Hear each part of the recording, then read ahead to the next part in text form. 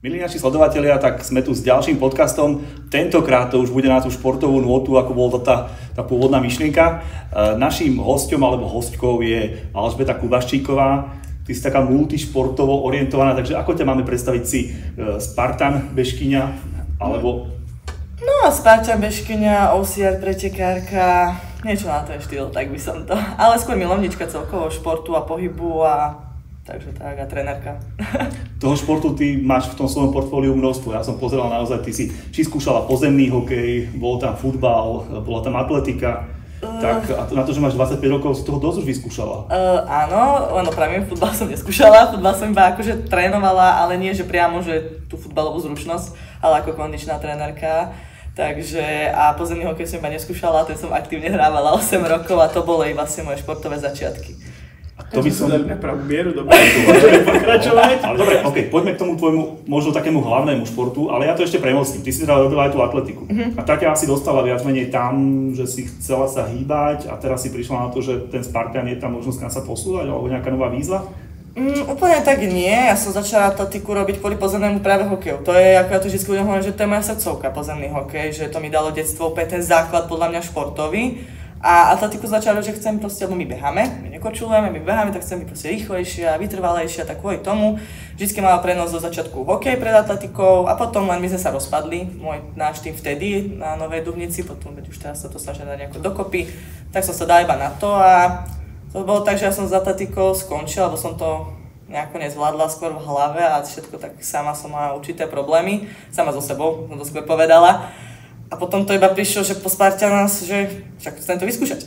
Že ako, iba som vedela, že to existuje, už môžem robiť, čo chcem, lebo som tedy skončila, že konečne si môžem pre seba robiť to, ako ja chcem, toto a že to iba vyskúšam, tak som išla na prvý pretek, zo všetkého som popadala a páčilo sa mi to a potom som išla na ďalšie a tak, ale... Diametrálne odlišný pohľad na to potom.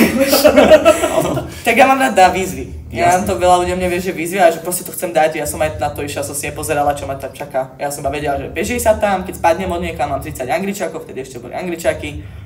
To je všetko, poďme. Takže to bolo tak, že iba to, a vtedy ešte vlastne ten prvý, čo som mala na tom prvom, tak ja som vtedy ešte vôbec ani nerozmýšľala, že by to takto niekam sa mohlo dotiahnuť. To, ani ten rok to ešte nebolo, že som tak začala pretekať.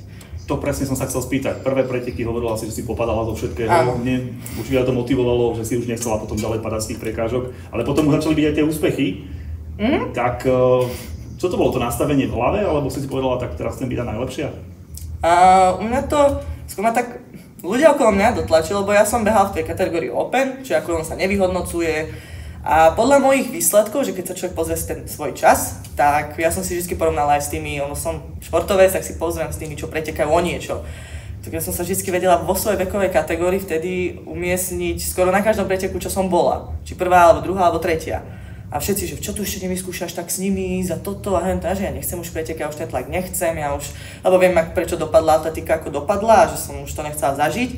A potom raz som si tak povedala, že po jednom asi, keď som išiel prvýkrát svojho Bista, to je tá najdlhšia, ale tá oficiálna vzdialenosť, tak tých 21 kilometrov, tak vtedy to nejako vo mne, že tedy som skončila, aby som skončila opäť prvá a ja, že tak ja to skúsim, tak som išla vtedy ešte na jeden pretek do Čiech a tam to tak začalo, že som sa prvýkrát umiestnila vo svojej vekovej kategórii už oficiálne, takto a tam to nejako, že by to chcelo aj možno trénera, že nech už to má znova hlavu a petu a tak, ale dovtedy som ešte stále z veľa prekážok padala, no. Čiže je to také, že keď naozaj už chceš niečo dosiahnuť v tej viac profi kategórii, potrebuješ trénera?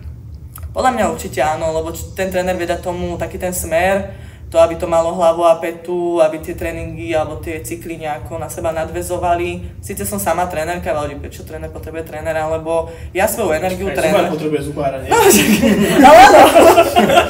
Tréneri učia trénerov, ono to je také celkom ako to zamotné. Áno, ale ja dávam svoju trénerskú energiu svojim klientom a svojim zverencom a potrebovala som niekto rieši mňa. A sme preskočili už do tej elitnej kategórie, ale poďme ešte naspäť k tomu, ako si to celé začínala. Tak dobre, boli tie prvé pády, potom ti povedali, že teda úplne, poďme do tej nejakej profi, alebo teda poďme niečo iné vyskúšať. Ty si potom súťažila kdekade po svete, hej, či už Sparta, alebo to povedzme aj to Abu Dhabi. Tak aké boli tie začiatky už tej, keď už o niečo naozaj keby išlo? Ja som si to stále chcela užívať hlavne. Ja som chcela spojiť to, že som dlho nechodila nikdy na dovolenky. Nemala som poriadne s kým a chcela som spojiť, ja som milovník toho športu a pohybu, že šport a cestovanie, spoznávanie, či ľudí, krajín a všetkého dokopy. Tak vtedy, ja neviem, mne kamarát iba povedal, čo bajkuje, že na Malorke býva v tom čase Spartan niekedy. A že Malorka, veď tam sa dá aj ľahko dole, že keby idem sama. Že proste, že čo z toho, že sa nič nestane. Tej som to náhodne povedal tej partii od nás, že proste tam, že čo vy na to, že oni boli začať tiež iba na Slovensku, alebo v Čechách, alebo v Maďarsku sme boli. A oni, že to znie dobre, že poďme. Tak sme zrazu išli 5 na Malorku. A ja som to stále brala tak, že aj si to užiť, že keď tam už idem, človek dá tam do toho aj tie peniaze alebo niečo, je to pre mňa všetko nové. Tak ja som bola aj taká, že po ceste som s niekým porozprávala sa, alebo si pofrflala na nejaké viac občerstovať, že som viac stála na občerstovačkách alebo niečo.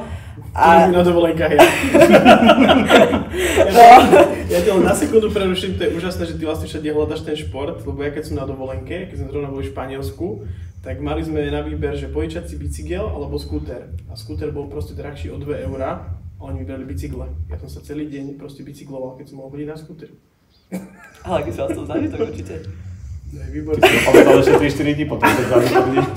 Ale akože áno, keď ťa baví ten pohyb, tak nie do čo. Áno, ja to vždycky hovorím, že niekto si má takú rád dovolenku, ja mám rád takúto, aj tiež viem mať vyložené nohy a oddychovať, síce kratšie asi ako niektorí iní ľudia. To sme ale vymysleli, ale... Ale už pri tom rozmýšľal za tým, že kam pôjdeš ďalej. Hej, niekedy to tak je.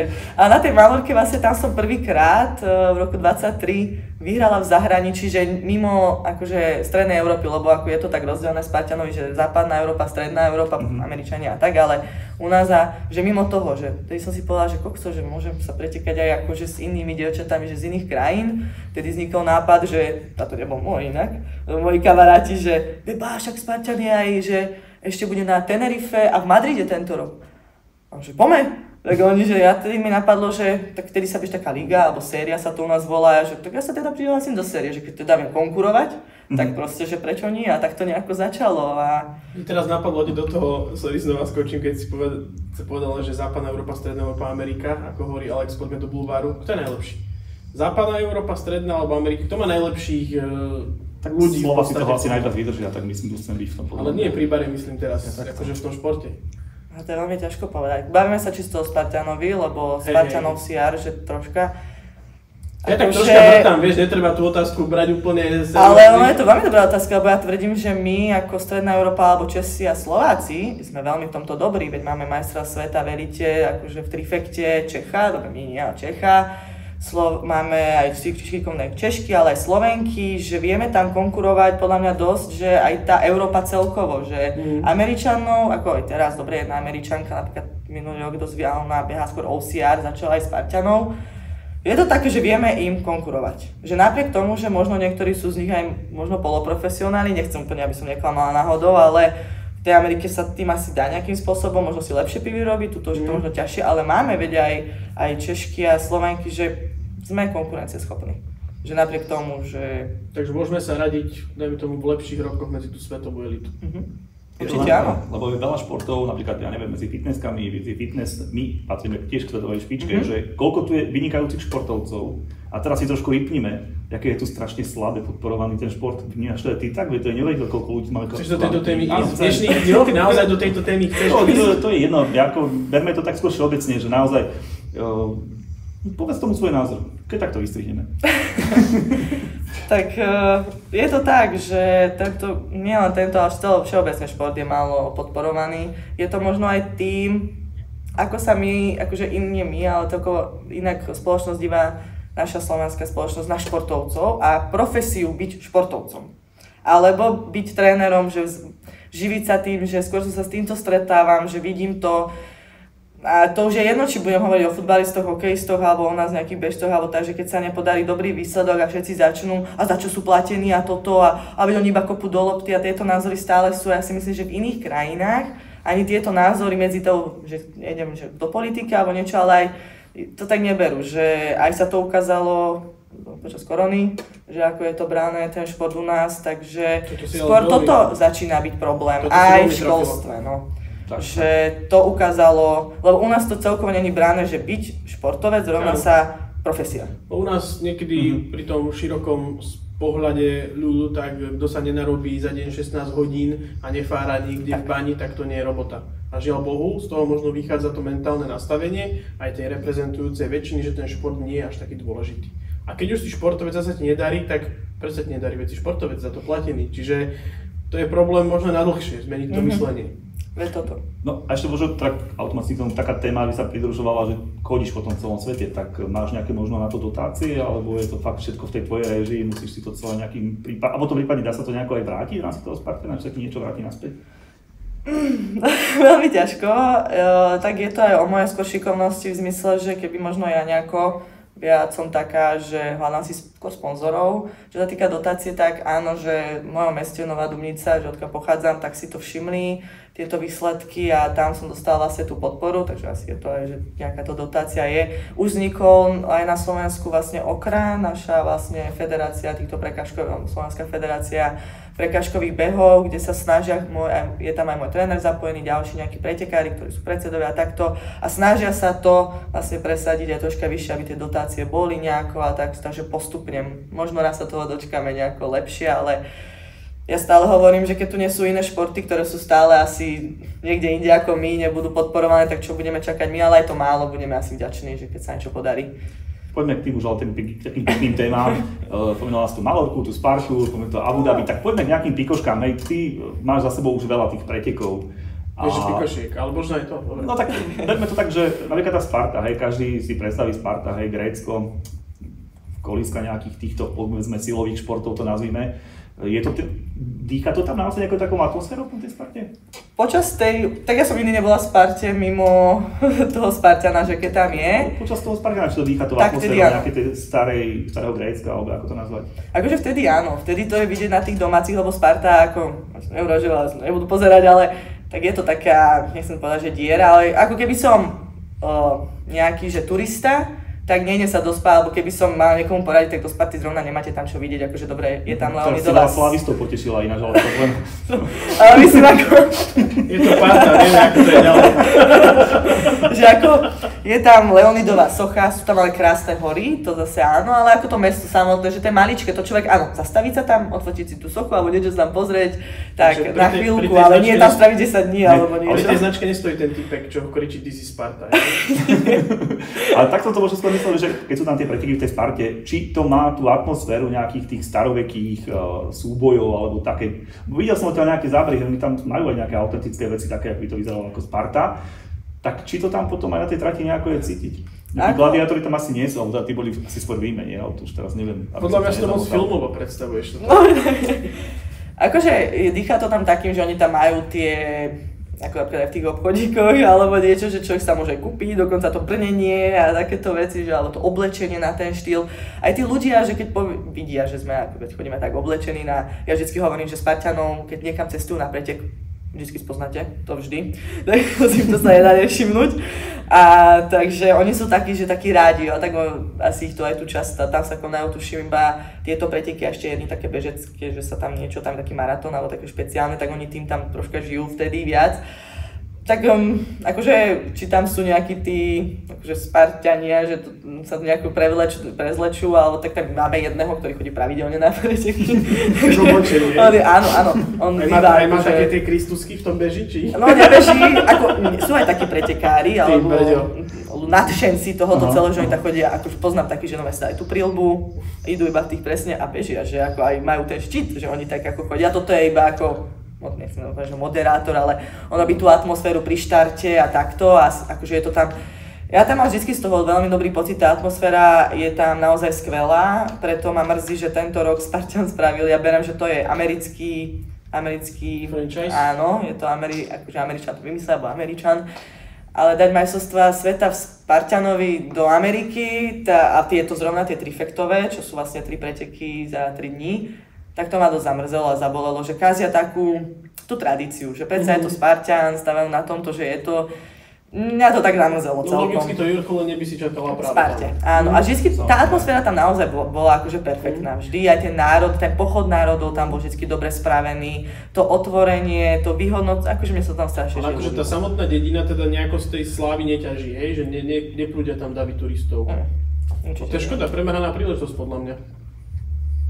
Máme šancu. Ideme robiť dokonca tam už nebude ani Spartan ideme teraz. robiť marketing v Sparte, že proste vy čo tu robíte, však tu treba zarábať. A tie preteky tam samotné, ako tá 5 desina, oni sú tak dosť nižšie, také, že beží človek okolo olivovníkov, pomarančovníky, alebo čo tam je také, akože je to tam veď pekné, ale nejak nehovorím, že to je najkrajšie, čo som ja zažila. Ale ten beast, keď už človek príde tam hore na tých kopcov a vidí tie dve hory, vlastne ako Sparta leží, že medzi dvoma horami, uvedomí si, ako, ja si pamätám prvýkrát, keď som tam bola, tak normálne slzy do očí, na tom najvyššom nejakom bode, tak slzy do očí a také zimomriavka, taká hrdosť do mňa vošla. Že fakt akože to tak vo mňa, že to tam sa tak cítila, ale nie je tam nejako, že teraz tam budú všade okolo takí tí ľudia, jasne, alebo niečo. Kto sa tomu venuje, tak ten pocit tej nejakej dôležitosti tam je skrátka. A je to tam cítiť, že to jasné. Počas toho preteku. Možno ma ešte zaujímalo, taká vec, ma zaujíma, že ty bežíš tie najdlhšie trate v podstate. Ja možno by som mohla aj povedať ľuďom, že ako to vlastne funguje, tam sú nejaké tie kategórie. Tu mám veľa otázok, poďme na to. Lebo ja si to beriem z pohľadu toho bežného užívateľa, ktorý by tam zomrel 17 krát. Že keď ideš napríklad do obchodu a prekročíš nejaký ten prach, tak už to bereš ako prvú prekážku. No, že... Na tvojej ceste do obchodu. Ja to beriem niekedy ráno, keď idem do kúpeľne, 3-4 prekážky tam mám z postele.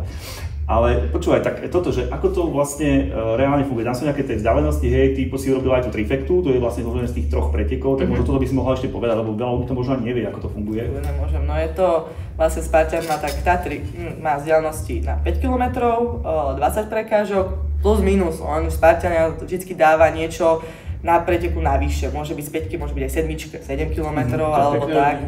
No, niekedy hej, vie to tak zaboleť.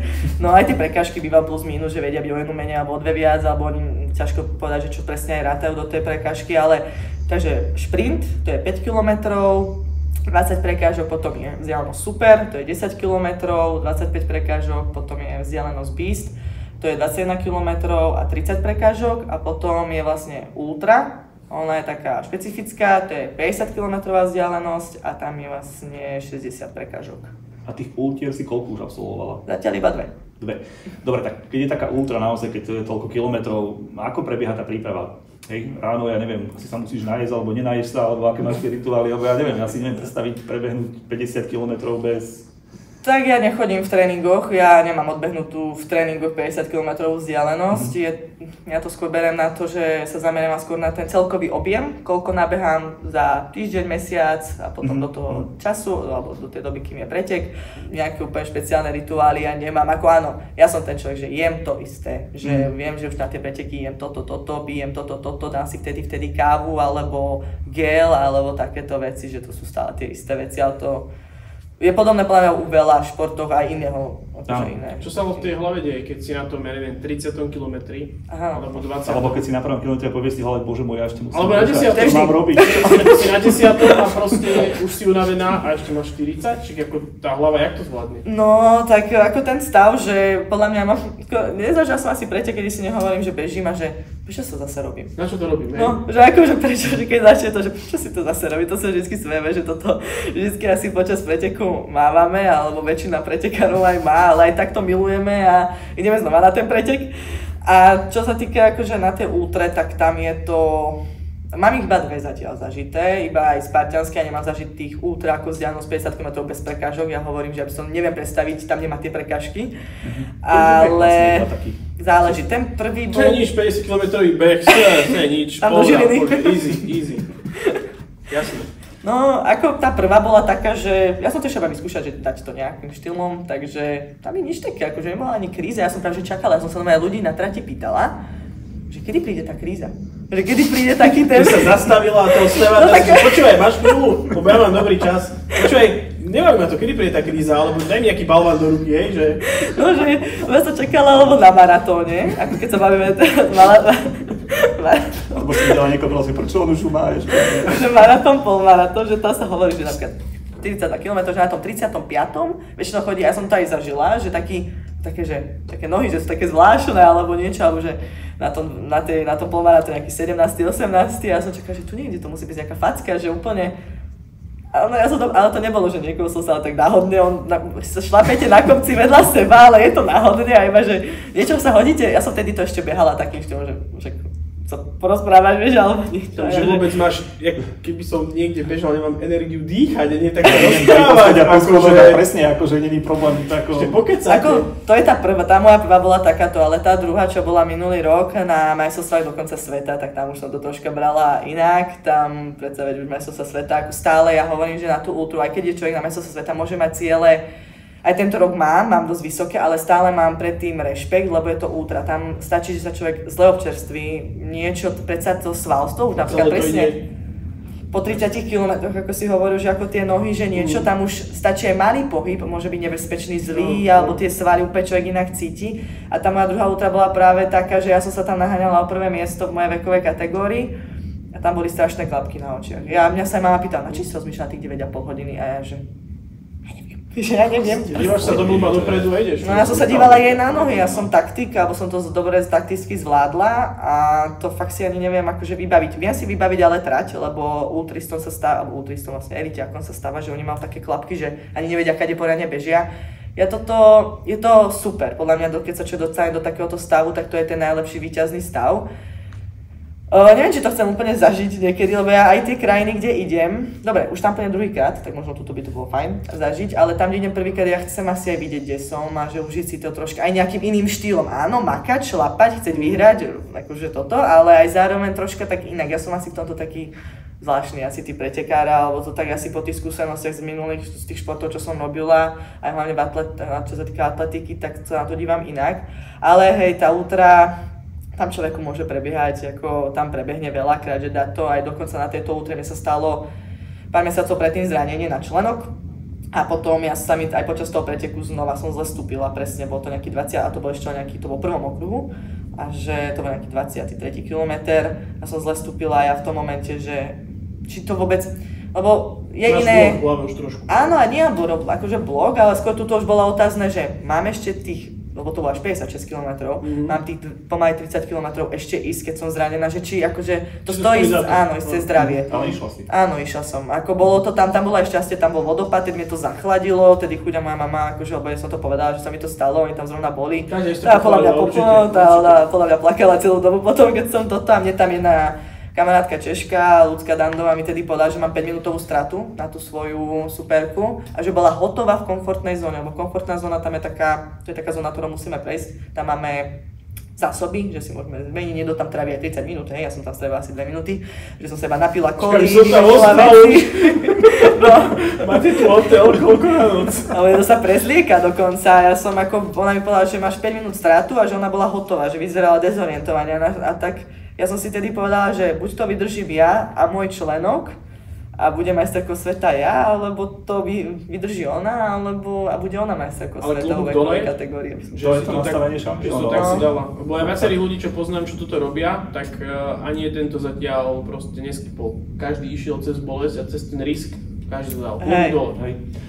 Poďme ešte k tej púšti. To je podľa mňa veľmi zaujímavé. Predsa to Abu Dhabi, tam bežať po púšti, asi úplne iné podmienky. Tam asi ste nebežali o 9 ráno, ale asi skôr tak už o tej 5. 4. Našeho času to bolo o 4. Ich času to bolo tuším 8. sme bežali. To muselo byť riadne teplo, akože. My sme, to všetci by takto, no my sme zrovna si vychytali jedno z tých chladnejších počasí tam, lebo všetci mi to opisovali, len tam je prvé, je to púšť, takže čo viem, ešte do školy, tak na púšti je ráno ešte tak chladnejšie, že nie je tam, áno. Takže tam ešte fakt, že tým, že sme štartovali, tuším, alebo o 7, fakt neviem, či o 7 alebo o 8, to si fakt nepamätám, ale bolo tam ešte chladno. Presne to mi aj povedal deň predtým jeden pretekár, ktorý tam už bol, že beba, lebo večer sme tam prišli, už okolo tej 7, že si im preštart, alebo proste pre registráciu. A on mi povedal, že ja som vyšla z auta, kráča si príčečko, že iba proste vezme pomaly z pláže. Áno, z pláže už nie ten deň, ale že ja som vyšla, že fúknem, som aj mikinu zniesla. Že fúkalo a tak, a on, že takto budeš mať ráno, že tak po trati, že záleží koľko človek ide. Ale tak asi predpokladal, že ako ja, alebo tak, ja som aj povedal, že aký mám asi plán. A on mi povedal, tak hodinku budeš mať ešte takéto počasie, že tak to mi tak celkom ma to ukludnilo. Lebo tak bola som na tati tuším 3 hodiny, alebo tak nejako, tesne po 3. Vieme presne, no a takže, a bolo to, potom to začalo stúpať Ale ja som sa aj na to pripravovala. Že teraz je otázka, že áno, mali sme aj šťastie, že boli tam oblačíky, troška, že začalo fúkať a niečo tam privialo, čiže sem tam to slnko zašlo. Ale zároveň ja som sa na to pripravovala, že my sme chodili, ja som chodila do saun, trénovala som iba vo vnútri. Asi posledný mesiac a pol iba vnútri, keď som prišla zo Sparty, lebo Sparta bol môj posledný pretek predtým a potom len vnútri oblečená 4 vrstvy, do sauny som chodila 2-3 krát do týždňa, sme to tam točili a tak inak ako chodia tí saunisti, my sme ani poriadne tú pauzu tam nemali, že sme išli na 15 minút, iba sme sa napili na 2-3 minúty a išli sme zase dovnútra, to bol pre mňa veľký šok, takže lebo ja nemám moc rada sauny, takže tak asi aj týmto to bolo, ale ja som aj presne sa možno tým nechala, že ja som na to čakala, že kedy to príde a to mi možno aj v tom preteku zahralo, že som tam nemala úplne tú hlavu nastavenú dobre. Ty tam skončila druhá, myslím. Druhá po svojej vekovej kategórii, áno, presne, aby zase to neboli náhodou niečo. A tam si hovorila, že si robila chybu tak tesne pred koncom vlastne nejako, nie? V tej poslednej prekážke si pamätám dobre? Nebola to úplne ako, že ona bola tak kilometr a pol do cieľa, ale ja som tam mala dobrý náskok pred ňou a bola to tá najľahšia ručkovacia prekážka, monkey bar, kto vie, tak vie, bola aj najľahšie spravená, ako mohla byť, čiže rovné tyče iba. Lebo niekedy vedia tak hore-dole, to už je niečo ťažšie, keď už človek má niečo za sebou, tak predsa len, no ja som proste podcenila asi situáciu a padla som z toho. Takže tam ma dobehla, my sme vlastne išli spolu do záverečných asi 2 prekážok, 3. Lebo je tam nejaké Ačko, čo iba človek preleze, to nie je nič ťažké a potom tá ťažká. No a vlastne ona tú ťažku nedala ani ja, lebo to, už mi tam asi sily odišli, neviem. No a majú tam aj troška iné chyty, ako máme u nás. A ona išla hádzať oštep prvá o pár sekúnd, nedala ho a ja som tam prišla, že stačilo v ten deň hodiť oštep, aby som bola majsterkou sveta, ja aj vo svojej vekovej kategórii, len tiež sa mi to nepodarilo a zase ide jej o titul, my už nie sme tí pretekári, že keď ide 30 Angličákov, že poležím si v tom piesku, ide bomby a ona už keď mala o 4 Angličáky viac, tak vybavená vec. Ja som už aj počas toho gratulovala k výsledku, že lebo som vedela, keď už ona mala 27 a ja 24, tak to už bolo jasné, že tam už bola, to by už iba musela vlastne cez jednu stenu, čo sme tam ešte mali, by musela, ja neviem, vykrčovať ju tam a podľa mňa by sa aj to plazila nejakým, to už... Či niečo, to sa nerobí, hej? No, to by sa nerobila, tam aj sú ľudia, aj keď on tam mám ja... Boli svedkovia, hej? Hej, už tam hej, no. Ešte jedna vec, to najdôležitejšie, po tých pretekoch tie tvoje tance, akože to je niečo špeciálne, ako videl som aj teraz na Instagrame, tak to je nejaký rituál, alebo... To sa tam strihneme. Môžem poslať aj ďalšie. Hej, je to taký môj rituál, nejako... To vždycky bolo vo mne, že ja po tom preteku tie endorfíny sa človeku nahromadia a tá hudba hrá na hlas, ja nie som party typ, alebo takže festivalový typ, rada si tancujem v aute, ani v sprchania tancujem, ani nespievam, ako si veľa ľudí myslí, ale takto po preteku na mňa to nejako tak príde, alebo ja som svedela na tréningoch, že hlasná hudba niečo si tak človek troška ide, ale mňa to proste zoberá, mne to je akože jedno v tom prípade, ja si tak ako, nie že víťazný tanček, nie vždycky vyhrám, ale takže som došla do cieľa, tak sa uvoľnia tie endorfíny, je tam dobrá náladička v tej festiválke, to sa u nás tak hovorí tá zóna, kde už je občerstvenie, diváci, tak kde to všetko začína, tá hudba, tak ja si tak užívam, ja som si to dala ako taký rituál, už je to taký, že zvyk, že nemôžem ani odísť, ja viem, že presne na tých majstrovstvách Európy v tom Kaprúne ja som zabudla hneď po preteku a ja potom iba na ten ďalší deň kamarát bežal nejakú inú vzdialenosť a ja som si dala tanček, že bože, tak to tak úplne užívam, ale aj tak to na mňa vošlo, lebo tam boli tí ľudia a ja si stále tak idem, že keď sa na niekoho pozerám, tak to začne, takže, lebo ja sa v tejto komunite ľudí cítim veľmi dobre a ja keď sa niekde cítim veľmi dobre, ja som taký introvertnejší typ, ale tuto medzi Spartianmi v tejto komunite tých ľudí je to jedno, tam sa cítim tak uvoľnene, dobre, takže si aj zatancujem. OK, a ešte možno tak, keby sme mohli úplne na ten záver, teda ty si nejaká teraz ako trénerka pôsobíš, hej, takže možno niečo o tom povedz, urob si nejakú reklamu kľudne. Tak áno, som osobná kondičná trénerka. Ešte nie. Som osobná kondičná trénerka, momentálne pôsobím vlastne aj tuto, kde to natáčame v Hybku. Ako osobná trénerka trénujem tu aj spartiansku skupinu STG Trenčín. Začínam tak troška s crossfitermi alebo začiatočníkov crossfiterov, silové tréningy, ale pripravujem aj ľudí vlastne na tieto typy pretekov, ktoré robím ja, aj samostatne. Máme vlastne s trénerom napísané Tarzan Akadémiu, vlastne to môj tréner rozbehol, že na rozvoj mládeže. My to nechcem ako dospelí, ale urobili vlastne, už to aj rozbehli v Bratislave, majú priestory, kde vlastne už začali detičky trénovať. Som sa chcela nejako tu u nás, no bohužiaľ priestory dosť ťažko sa zháňajú nejako, aj tá podpora celková, ale verím, že možno aj u nás niekde na Pováži to raz vznikne. Takže a trénujem. Ja som taký tréner, ako by som sa psala, na všetky smery a hlavne na to, akože ja chcem ľudí viesť k športu, k pohybu, aby to v nejakých životoch bolo, ten pohyb. To už je jedno, či sú to profesionáli, alebo iba ľudia, čo proste majú nejaké cieľ, alebo sa chcú iba cítiť dobre, niekto ide ku mne iba na tréning, mám takého klienta, o ktorý sa mi hovorí, že kvôli hlave. On nepotrebuje, aby nejako vyzeral, alebo neviem čo zdvíhal, on to proste má robotu, kde má ťažkú robotu, niečo, že proste riadi si svoj biznis, tak proste chce niekde vypnúť, kde bude jeho riadiť niekto iný, proste čo má robiť. Mám aj online klientov, ktorých pripravujem bežecky, aj silovo, takže na takto. A mám aj spoluprácu s Proliga Akadémiu tu v Trenčine. To sú také detičky futbalové, malé od 3 rokov a to je taká moja nová výzva, lebo s deťmi rada robím. Ale toto sú extrémne malé, ale je to veľmi príjemná výzva. Takže to je super, tak to vidíš to, tie decká, lebo asi potrebujú. Áno, mňa s deťmi baví. Potrebujú sa rozvíjať a to je paráda. Možno teda úplne ten záver tohto celého podcastu. Koľkatý záver? To už som chcel nejaký záver iný. Už tak tretí máš. Tretí podľa mňa. Ja som mal v tomto podcaste ten, čo môže sa pýtať, tak ja sa budem pýtať teraz. Nie, na záver otázka. Sa strihni a nebudeš. Nakoniec. Dobre, tak ja to môžem zašľať. Daj tento nejaký maximálny point, ktorý chceš dosiahnuť, čo je také tvoje aktuálne, že toto chcem a to proste na tým okrem konca tohto rozhovoru. To chceš jediný ty, Maťo. Akože pretekársky. Tak môže to byť aj pretekársky, ale máš asi nejaký ten cieľ, ten životný, čo by si chcela dosiahnuť. A v tom športe povedzme jasne. Tak asi v športe, lebo tak životný, ale tak akože v tom športovom momentálne áno, umiestniť sa asi na nejakom preteku mimo strednej Európy na elitnej kategórii vlastne na bedni, to je môj najväčší cieľ, že a potom pridať tomu aj ako na bežnom preteku a potom sa umiestniť možno raz aj v tej elitnej kategórii vlastne aj na nejakom väčšom šampionáte Európa, svet, presne na bedni, že okúsiť tú bedňu. Bude to možno ťažké, možno sa to im nepodarí, ale ja budem preto robiť všetko z takéhoto a hýbať sa, dokým sa to bude dať a robiť to čo najdlhšie a viesť tomu ľudí, to je moje najväčšie, ja sa stále aj tak zaraďujem hlavne, že som tréner, ale robím toto len ako hobby, že mňa to ventiluje, nabíja mi to baterky, aby som mohla potom tie baterky míňať na mojich klientov a dávať im moju energiu, takže tomto aj, že mať aj tých ľudí okolo seba, že ich viesť k tomu, lebo vidím ako mne ten šport, alebo celkovo šport mení život, čo mi všetko prinieslo do života, takže to je také aj. Super, tak držíme palce, nech to ide. A potom Abu Dhabi by sme znova prišli a popýtame sa, ako tam bolo na tej púšti. Či už bolo konečne teplo teda. Uvidíme, ako bude ešte morziť, aké tak sa ozve, ak sa tam podarí ten pekný výsledok.